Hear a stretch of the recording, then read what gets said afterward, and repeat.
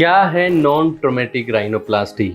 Yes दोस्तों, video में बात करते हैं, बट वीडियो में आगे बढ़ने से पहले ये देखिए बेल आइकॉन को प्रेस करना एंड यूट्यूब चैनल को सब्सक्राइब करना ना भूले, जिससे अनेक राइनोप्लास्टी और ईएनटी से रिलेटेड वीडियोस का नोटिफिकेशन आपको समय समय पे मिलता रहे। दोस्तों, non traumatic rhinoplasty, harmonic rhinoplasty, प्याजो राइनोप्लास्टी, ये वो सारे नोम हैं जो राइनोप्लास्टी सर्जरी में एक नया क्रांतिकारी परिवर्तन आया है। यूजुअली मैं बताता हूँ आपको, अगर राइनोप्लास्टी अगर हम कराते हैं तो कुछ चीज़ें हैं जिनको लेके हमारे दिमाग में चिंता रहती है। सबसे ज़्यादा चिंता तो पेशेंट को होती है, मेरे नाक पे बाहर से डॉक्टर साहब निशान तो नहीं आ जाएगा, पहला। दूसरा जो चिंता रहती है कि डॉक्टर साहब सर्जरी के बाद मेरे नाक पे कितने दिन स्वेलिंग रहती है। These two questions are the frequently questions जितने भी डेली मेरे पास राइनोप्लास्टी सर्जरी के पेशेंट आते हैं, वो यूट्यूब पे देख के आते हैं, गूगल पे देख के आते हैं। दो चीज़ें उनको बड़ी परेशान करती हैं दोस्तों। जैसा मैं आपको बताऊं, निशान आप 10 दिन बाद आपको ये पता नहीं लगता कि आपका नोज कहाँ से ओपन किया है, नंबर 1। नंबर 2, रिगार्डिंग द ईडिमा, इस ईडिमा और स्वेलिंग को करेक्ट करने के लिए, पेशेंट को स्वेलिंग नहीं हो, इसी के लिए नया क्रांतिकारी है नॉन ट्रोमेटिक और प्याजो राइनोप्लास्टी। जैसे मैं आपको बताऊं दोस्तों, राइनोप्लास्टी सर्जरी में जैसे सपोज किसी के नोज पे अगर बम्प होता है तो उस बम्प को कम करने के लिए अर्लियर जो एक ट्रेडिशनल मेथड यूज में लिया जाता है, उसमें क्या करते हो, सपोज ये बम्प है तो इस बम्प को जैसे कारपेंटर उसको रेस्प करता है लकड़ी को, वैसे इसको रेस्प किया जाता था पहले, एंड रेस्प करते करते ये बिल्कुल डाउन आता था।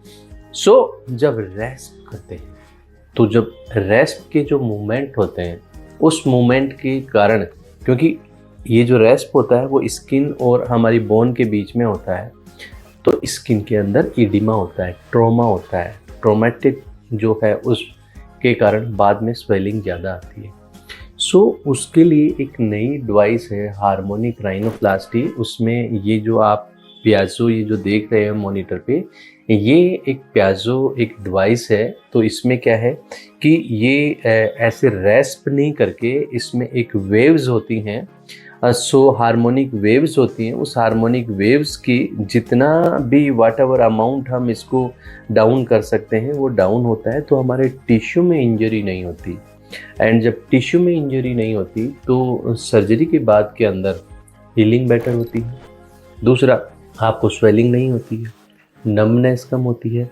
दूसरा दोस्तों, जैसे सपोज करो ये जो है हमारा बोनी पिरामिड है, किसी की नाक यूँ चौड़ी है, हमें उसको नैरो करना है, तो इसमें हम क्या करते हैं कि ट्रेडिशनल मेथड में एक ऑस्टियोटोमी मेथड होता है, उससे उस बोन को ब्रेक किया जाता है। तो जब ब्रेक करते हैं, जैसे कोई हम पत्थर को ब्रेक करते हैं, तो कई बार क्या है, जहाँ से ब्रेक करना है उसके अलावा भी दूसरे चारों तरफ ब्रेक पत्थर हो जाता है।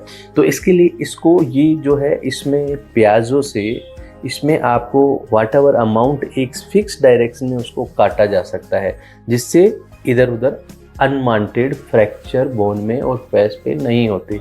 ये माइक्रो फ्रैक्चर दोस्तों हमें उस टाइम पता नहीं लगता और बाद में पता लगता है।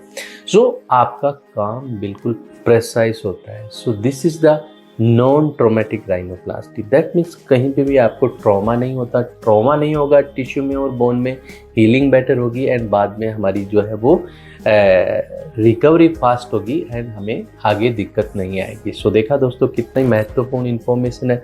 So just quickly you share this information to your family, friends and colleagues just to create awareness regarding the non traumatic harmonic rhinoplasty. Thank you.